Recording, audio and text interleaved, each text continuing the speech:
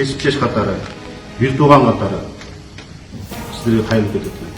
Биринчи өзүңүздөргө сак болуңуз. Үй бүлөнүн ар намысы, тууган уруктун ар намысын алдында өзүңүздөрдүн абийириңиздерди таза сактаңыздар.